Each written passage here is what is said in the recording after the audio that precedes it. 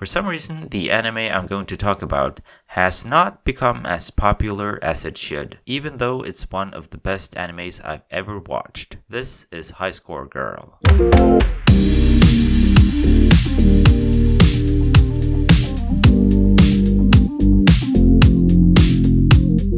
Remember to like and subscribe and comment below if you have seen High Score Girl or if you're planning to do so. High Score Girl was originally a manga serialized in Big Monthly Gangan from October 2010 to September 2018. The anime version ran from July 2018 to December 2019. The series starts in 1991 and centers around Haruo Yaguchi, a kid who is madly in love with video games, and especially fighting games. One fateful day at an arcade, or game center as they're called in Japan, he gets totally destroyed in a game of Street Fighter 2. This stings especially hard because Yaguchi prides himself on being very good at the game. In Japan, many arcade cabinets have you face your opponent so that you can't actually see who you're playing against. But when Yaguchi peeks behind the cabinet, he sees a girl in his class. The girl is Akira Ono, the daughter of the Ono Saibatsu.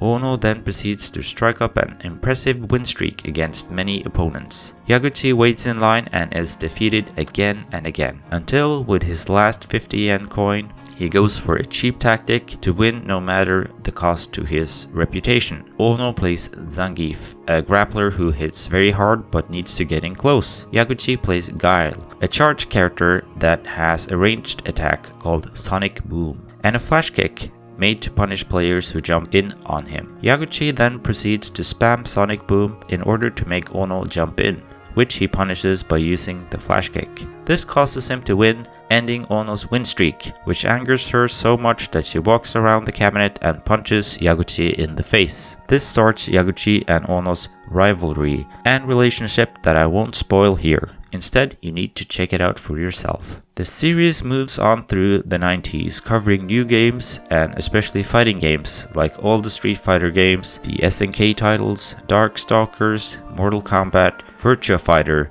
Tekken, and more. The creator, Rensuke Oshikiri, has an obvious love for these games, and it really shows through. The level of detail here is really impressive. He gets the nuances and feel of the games right. There are a lot of things that you wouldn't know unless you've played these games at a high level, but he gets it. It really annoys me when people don't. Whenever I see obvious errors, it means that the creators didn't care to research enough, or they're just not that interested. Take how heavy are the dumbbells you lift, for example. In it, it's said that you can't squat with the knees going over your toes because that will put pressure on the knees. Anyone squatting heavy weights can attest to this being false. Just look at high-level weightlifters and powerlifters who do this all the time. Errors like these are annoying because they destroy the feeling of authenticity. You'll find nothing like this in High Score Girl. They get everything right as far as I can see. Even the arcade cabinets themselves and posters look right,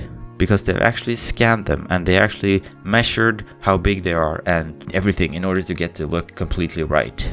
The gaming footage is recorded by professional gamers, and the music is composed by Yoko Shimomura, who also made the music for Street Fighter 2 along with Isao Abe. So this series is clearly made by people who love and played a huge part in making fighting games what they are today. Another great thing about High Score Girl is that the series explains the details about what's happening, so you don't have to be a fighting game fanatic to enjoy it. You can watch it just like you can watch Slam Dunk without being a basketball fan. Don't let the retro gaming factor turn you off, even if you know nothing about it. The reason for this is that even if you don't have any interest in gaming at all, the story, the characters, and the dialogue are all really good.